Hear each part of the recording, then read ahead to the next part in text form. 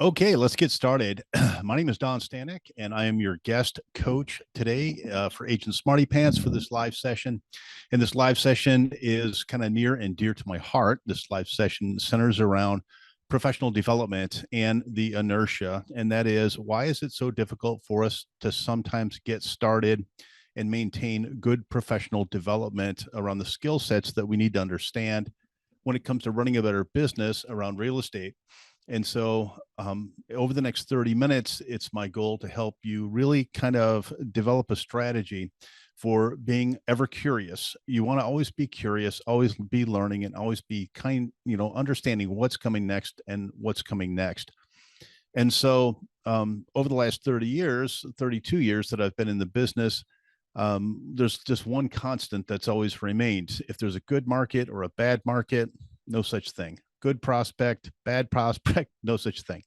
Because over time, if you develop a skill set and a talent for handling situations, your money's going to go up and it's going to consistently go up higher and higher. So, with that, let's get started. If you have questions, you can always put them in the chat or you can wait till the end to get questions. We have quite a few people attending this session. And also, it's going to be recorded. And so you can always find the archived recording of this in Agent Smarty Pants. If you're not already a member of Agent Smarty Pants, I would recommend that you go do that. It's very affordable. $9 a month, you get access to templates and you get access to these recorded sessions and everything else that, you might need to run a better business. So let me share my screen. 1 second. And let me go ahead and put this in presentation mode. Okay, there we go. So first off, let me tell you a little bit about who I am and what my background is. And it's not always that important, but I have been in the business for almost 32 years. I've held almost every position within the home builder arena and in the resale market. So there's not going to be a situation that's going to come up that's going to be very confusing to me. And that's not because I've got a big, huge ego. It's just because I have a lot of mileage on my resume. And so I've opened a couple of real estate branches. I have developed a couple of real estate companies from scratch. And then I've worked with a variety of home builders.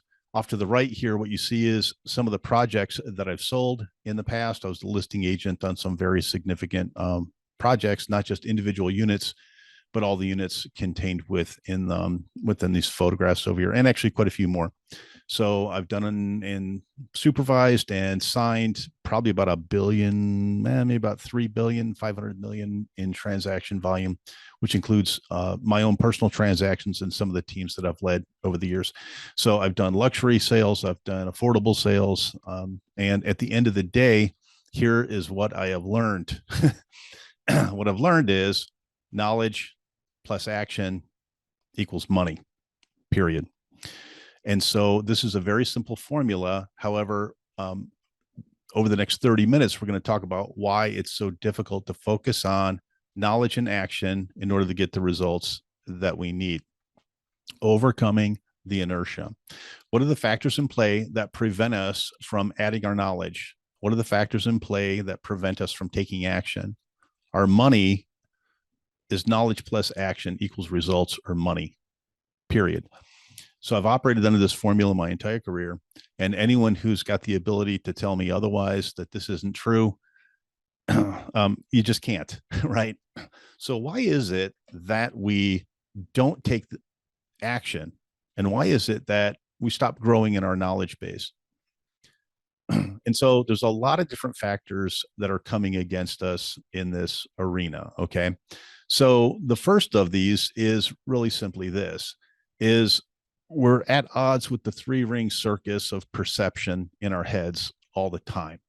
So I don't really see time as a linear proposition, but it's more of imagine like three rings overlapping, just like you see in this graphic that you're looking at. In the present, we have these different activities. We got thoughts and habits. What's our current focus? What is our current knowledge base, and how are we taking these measurements? And so when we first get started in this business, we really don't have any past experience. We don't know what we don't know. We don't know what to do.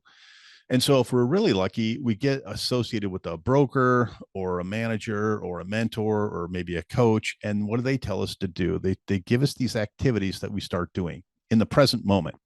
And these activities say are like study the MLS, study the MLS every day for 30 days. Okay. Well, that's an activity.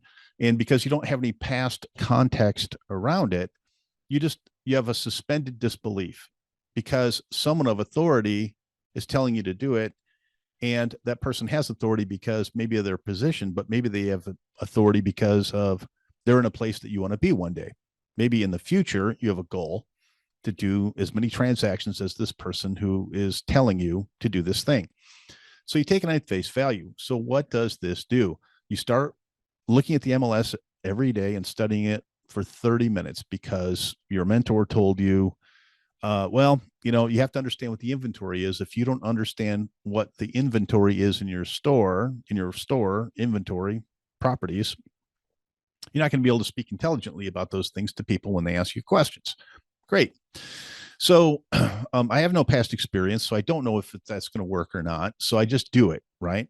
And as time goes by, I'm starting to learn more and more about the MLS and what's available. I'm starting to increase my knowledge. Okay. So I've got this knowledge, and now I know how to use the MLS. I know how to do a simple search in the MLS, and I know how to identify properties and how long they've been on the market, average days on the market, and all this stuff. Great. So is that knowledge going to help you make money? Well, it's going to help you make money, but if you don't take some kind of action on that, then you're not going to get the result. All you're going to get is knowledge. So let's say, for example, you're a brand new agent and your broker tells you to have an open house. And he hands you an open house because he's got a bunch of listings and he says, hey, go do this open house on 123 Main Street. Great. What do I do? Right. And then he tells you got to put out signs and do some other stuff. And then all of a sudden you're sitting in the open house and somebody comes in the door and something happens. It's a prospect, it's a buyer's prospect, and they want to move to the area where you're having an open house. And they start asking you questions about the sorts of properties that are available in the market around the open house where you're sitting. Now, because you had a habit of expanding your knowledge, now you can draw on that knowledge to hopefully set an appointment to go show property, right? But if you're not studying in the MLS on a regular basis, you're not going to have the knowledge. It's not going to help you facilitate an action to set the appointment. Simple, right? Well, yeah, but here's the thing. When you're relatively new in the business, you just take things for granted, you take things at face value, and you just push forward and you do things because other people tell you to do stuff. But here is the issue. You're going to get to a point where all of a sudden, okay, you've studied the MLS and now you're going forward. That's fine. You do the open house and that's fine. And you get some results and that's fine. And here's the issue. The results that you're getting, are actually creating a new past experience. So the activities that you're engaged with today are actually creating a new past experience. Had an open house, somebody came in, I was able to answer their questions intelligently, and I set an appointment in the future, which is where the future circle is, right? Activities that are happening in the present, you're drawing on a past experience, you're taking action in the moment, and you're projecting something off into the future, okay? When you're new, you spend a lot of time learning because you don't know the MLS and you don't know the paperwork and you don't know what to say and you don't know how to prospect and you don't. So about, 50, 60, 80% of your time is based on, I got to learn something. And you're just ravenous to get information. And then you start acting out on some of the stuff, and it gives you some kind of result. And then what happens is the time you spend learning things gets smaller and smaller and smaller because you're busy in current activities and projecting future results. So your first year, second year, third year agent, you're a buyer's agent, and you end up getting some kind of buyer's mastery. You're now a masterful buyer's agent. You show property, you ask excellent qualifying questions, and you are in this mode where you're doing that really, really well. Okay. But someone gives you an information piece and they say, hey, the most successful realtors on the planet are listing agents. Do you have any listings? Well, no, I don't have any listings. Okay. Um, Now, why don't you have any listings? Well, maybe you're not confident enough to set a listing appointment because you don't really feel good about your listing presentation. Bada boom, bada bang. Why? Because what happened is, as you are focusing on becoming a great buyer's agent and executing on that and writing up offers and hopefully putting transactions together, you stopped learning, or the learning, your commitment to learning went down. And the reason it went down is not because you're lazy, it's because your attention is now focused on something else. Okay. So overcoming the inertia of learning is about allocating time and resources necessary to work on little things every single day or every single week. And so what we do at Reagile Coach is we take these large action items and we break them down. You have to allocate, in my opinion, at least 10% of your working hours towards professional development. Now, if you're working 40 hours a week, that's 4 hours a week. Can you commit 4 hours a week? Well, let's do this. How about if you just commit 1 hour a week? Okay, now you made a commitment 1 hour a week and you're going to learn a new skill. Here's why we don't execute on that is because we don't have a system and a process and a framework for getting ourselves through to that next task of in learning, a learning program. Take a huge step backwards. Before you got your real estate license, all of a sudden you thought, well, maybe I'll get, you had a thought, I'll get my real estate license. Great. And at that point, what did you do? Well, you did some investigation. It's like, okay, well, what are the requirements for the state or the country that I live in? And how many do I have to take prerequisite classes? Do I have to take a test? If I take the test, is there an application? Is there an application fee? Is there a fee to have my license? What are the other action item steps? Okay. Now, guess what? You took this large project of getting your real estate license and you broke it down into a sequence of requirements and steps.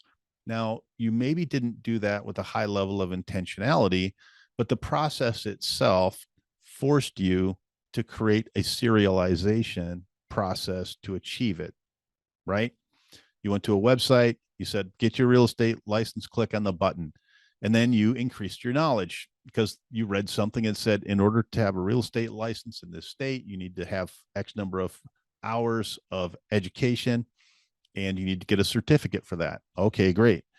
So now I know that I need a certificate of completion for those classes. Now I'm going to take action, right? What did I do? I bought the classes, right? Took the classes, passed the classes, got a result, right? Knowledge plus action equals results. The reason why it's easy when it's forced upon you is because you don't have a choice. You don't have a choice. The choice is you want the license, you got to do the classes and pay the application fee and pass the test. Bada boom, bada bang. Someone else is forcing a requirement on you, and this is forcing you to take action. It's forcing you to get results. It's forcing you to learn something. It's forcing you to take action. But what happens after you have your license and now you're a buyer's agent? Is somebody forcing you to add a listing component to your business? Is someone there yelling at you? I was in the Marines for a few, 6 years. Was there a drill instructor yelling at you to take a listing, get a listing, expand your knowledge? There's not. So why is it we lose the motivation to learn? It's because we're busy doing what we're currently doing and getting the result we're currently getting. However, markets change. And if you're not growing and expanding in your knowledge base, you're not going to be able to keep pace with what's going on in the market. Now, this is just true. It's a fact. So here are some recommended steps in order for you to take this process and be ever curious and be a legitimate learner on a regular basis. What you want to do is start identifying some of the areas that you know that you're deficient in when it comes to the business. And there are big areas out there. Listing more homes, that requires a listing presentation. All right, the listing presentation has 9 or 10 components on it, depending on who you talk to. And so you take a look at that, and it's Mount Everest, and it's discouraging. And oh, by the way, I got to go show property, right? So you're immediately discouraged and distracted out of a program of going forward to get what you want to get. Why is that? let's go back to the three ring circus in your head. You're getting a lot of good results with buyers, right? And so that's actually happening and you're achieving your goals. You might have had a goal of certain financial goal. I want 20 transactions. I want 20 buy side transactions this year. Great. So you set the goal. You learned everything you needed to do that. And through a process of trial and error, which is I do an activity today and then I have an experience, and that experience kind of shapes my attitude over the past. And then I refine it, right? And then I try something new and it gets better, right? So now I've created this whole buyer loop system that seems to be working really well. When someone wants to add a component of learning around a listing presentation, what I have to do is I have to let go of some of my attention span with the success I've already had around buyers. This is very complicated psychologically because I'm asking you to let go of your time and resources with something that might be very successful for you. But in order for you to learn something new, you're going to have to make space for something new, which means you're going to have to let go of something old. This is the number one obstacle to overcoming inertia when it comes to your professional development. The number one thing is in order to learn something new, you have to let go of something old. And in this case, it's going to be time and preconceived ideas, and you're going to have to add more knowledge. In order for you to master a listing presentation, it's going to take time, and you're going to have to allocate time and resources to do that. Now, one of the easiest ways to be able to tackle these large projects is to break them down into small bite-sized projects. And so at Reagile Coach, that's one of our core methodologies. Is someone might say, well, I need to get better at social media. I need to list more homes. I need to master my paperwork better. I need to recruit more agents, right? So these are all big goals. But if you can't break these things down into small bite-sized tasks, it becomes very, very difficult to initiate, which is number two, the second largest problem in professional development. Inertia is initiate. You have to start. You have to start something. So let's say you're at the bottom of Mount Everest and you look up, and that Mount Everest in your mind is social media. And you look up at that mountain and you're like, oh my God, I know I should be doing better in social media because everyone tells me I should, but I shot a video and tried to post it and I looked really terrible. And so I'm done. But what I recommend is it's not social media you're trying to achieve a better result at. So what it is all the components that are inside of there. And so let's dissect some of these components and start allocating resources to address them and to master them. If you don't think that you look good on camera, let me ask you, what kind of camera do you have and what kind of lighting do you have? Before you start throwing yourself under the bus and being critical about your work product, have you positioned your work product to be excellent? Excuse me. Have you positioned your work product to be excellent? Are you taking the time to learn everything there is to learn about lighting, right? So if I'm going to photograph myself and I'm critical about how I look on camera, and I'm not going to bother taking the next steps to try to post it on the internet if I don't feel good about how I look, right? So what are the steps you can take? What are the bite-sized tasks you can narrow down to take this large animal, this Mount Everest that's yelling at you, and break it down into some segments? And so maybe it's production content, maybe it's production quality, and then maybe it's what are the platforms, what are the social media platforms I'm focused on, and what are the requirements in those platforms, because they all have different size requirements for what you're posting in there. And so what are you doing? You are doing some reconnaissance. You're adding to your knowledge base. If you don't increase your knowledge base, action is going to be paralyzing. If you don't understand how to break your large tasks down into little projects, you're going to be paralyzed. You're going to quit. You're going to give up. Is it because you're a quitter? No. It's because the task is too much to contemplate on top of everything else that you need to do. After all, you're a successful buyer's agent trying to make money I can't totally stop doing that to do something else because I can't afford to stop getting commission checks. So I need to make an adjustment. Instead of having all of my time in production, I need to scale back and put maybe 10% of my time in expanding my horizon, expanding my future. Social media is just one example of one of the things that we need to do better. Listing presentation, asking better buyer questions. How do you hold a better open house? Good question. So our method is we have a goal, we focus on a small sprint and try to achieve a small task. We identify some progress, and then most importantly, we do a retrospective. So why are we doing this? Because if we go back to the three ring circus in our head, the past, the present, and the future, we might have an experience, a past experience of open house. So I had an open house, and it was on Sunday from noon to 5, and nobody showed up. Right? No one showed up. Not one person showed up. So now my past experience has become a failure. It's become negative. Now, what this might do is set my thinking up. I have to make a choice with my thinking. Next weekend, I might say to myself, well, open houses don't work. They don't work. They just don't work. So I'm not going to bother doing it because my past experience last weekend, I wasted an entire Sunday. Nothing happened. Now, you could have that mindset, but let me ask you a question. Do open houses work? The answer is yes, 100% they work. Now, why didn't the open house work for you? I think that's a much better question to ask. If something didn't work, is that because it's impossible? Or is it because of how you prepared and executed on the open house, right? So I would submit for your consideration that if you start with your open house with a goal, you're projecting into the future now.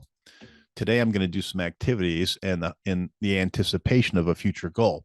So let's say I start from scratch and say, I'm going to have an open house and I'm going to talk to 10 new people this week at that open house or associated with the activities around that open house. And I know that open houses work because I've seen many other agents have open houses and it seems like they're very, very successful. So now I just increased my knowledge. I have knowledge that open houses work because I've seen other people do it. My open house didn't work because I'm not doing something like what they're doing, right? So now I've got the ability or the opportunity to do an analysis. Why did their open house work and my open house didn't work? Well, guess what? I didn't promote the open house. I didn't door knock for the open house. There's a lot of things I didn't do to make my open house successful. Now, is it because I'm lazy? No, I'm not lazy. What happened was I kind of had this future that I had a big focus on the future without really backing in any of the present activities. Why is this important? Because this three ring circus functions in every part of our professional being. We have a lot of hopes and dreams and aspirations. I imagine when you first got your real estate license, you were thinking to yourself, man, I can't wait to fail at this and go into credit debt and blow through my life savings and have my spouse mad at me. No, that wasn't your dream and your hope. Your dream and your hope was, man, I want to be financially independent. I want to have all of the freedom to make my own schedule, right? And I had all these expectations and thoughts about the future. Now, because I had no experience in this realm, everything that I was going through my head at that point was a fantasy because I didn't have any of the activities backed in legitimately to support the future, my future vision. So let me ask you, what kind of real estate professional are you? Are you focusing a lot on a future and not like how is your circle bigger? Is your future circle really big? And your present activities not so big? This happens with a lot of people that I coach. Well, they say, well, one day I'm gonna, I should probably get a CRM. Or, if I had that, if I had that better camera, then they start putting conditions on future success, and those conditions are limits to their current activities. Now, why are they doing this? They're doing this because they're lazy? No, We do this to avoid disappointment, right? Because past experience has given me some attempts and some failures and some successes and some achievements and some losses and all. And at the end of the day, you know, if someone's really honest with you about sales, they would say this. They'd say, gosh, about 97, 90, 95% of people are not going to sell their house this year. So that means you're going to hear a lot of no. You're going to hear no 97% of the time, right? Isn't that exciting? No, it's not exciting, but it's demoralizing. But once you get to a point where you've heard yes a couple of times, you realize, oh, okay, my level of effort and my focus and my activities has to be based around talking to more people, because I know I'm going to get 97% no's. But the agents who succeed and persevere in any market are the agents who keep doing these daily activities. Why does inertia keep us from doing these daily activities? The third biggest reason for inertia is fear of unpredictable outcome. Fear of unpredictable outcome paralyzes us from learning more. Now, here's the dichotomy. The more you learn, the more you know, and the more you do, the more predictable your future results are. So what we have to do is understand that we draw from our past experiences, and the goal with that is to start editing your past experience and your past thinking. What you want to do is start thinking more in terms of, how do I create a new memory of success in the past so I can overcome the discouragement of doing the things I have to get done today? Okay. Covered a lot of ground. Okay, we covered a lot of territory, and it's pretty esoteric. But at the end of the day, there's a three-ring circus in your head that's preventing you from taking action. And it has to do with, what are your past memories, what are your current activities, and what are your future hopes? If we took a look at the three circles in your world, which circle is big? Like, is it your future? Big. It's like, I'm really, really focused on the future. These people and you talk to them frequently. What do they say? Well, one day this is going to happen. One day I'm going to do that. I'm going to get my real estate license, or blah, blah, blah, blah. I'm going to do this. They have big plans. They're not really having big plans. What they're telling you about is this big future. Now, the future doesn't exist, right? Sorry, it doesn't. Technically, you only have the moment. And so what are the activities that you're doing in the moment in order to secure that future? So some people are really, really focused on the present circle, the circle in the middle. And they're doing, and doing. They're very good at doing stuff, and they get a lot of results, right? However, they're not growing. What they're doing is they're fabricating new experiences along the way, but they're not taking those experiences and maybe leveraging them to reassess their goals for the future. And then, of course, the third reason we've got this heavy inertia that keeps us from action is these past experiences. If you've had past experiences that are not pleasant, it's going to prevent you from taking the action necessary to initiate. And remember, the number one reason we don't start is because we don't start, because we have unpredictable results. And then after we get those results, what we have a tendency to do is stack them up in our heads in a way that's biased, either for productive behavior or against productive behavior. Let me give you an example. Someone told me that door knocking was a good idea, so I started knocking on doors, and I knocked 150 doors, and I talked to one person, so it's a total failure. Wrong. My requirement for prospecting is you meet one new person a day, and if it took you 150 doors to knock on to talk to one person and get their contact information, then guess what? You're 100% successful. However, the time and the effort and the experience of knocking on those doors might have been so heavy to you that you made a decision. You say, oh my gosh, it took me 2 hours to walk this neighborhood and knock these doors. I talked to one person, and they're not thinking about selling their house. So I guess I'm not going to do that again. Why? Because our expectations of success are not in alignment with like basic common sense. If you talk to more people who own real estate, the odds are better that you're going to do more transactions. Overcoming inertia is about taking these large projects that we need to learn and make them into little bite-sized things. If you can't go knock on a door, if you can't knock on 100 doors every day, that's fine. But what I'd ask you to do is knock on 10 doors today. Just do that. Set the expectation in a way that's bite size. Because here's what I know from coaching people from decades. The trouble is starting. You have to start. And by definition, that's what this class is called, overcoming the inertia. How do you overcome the inertia? You need to educate yourself on the first step of a large sequence of steps. Don't focus on all the steps, just focus on starting. Once you start, you'll start tumbling through time, and you're going to realize that, oh, I make some adjustments along the way. And that's it.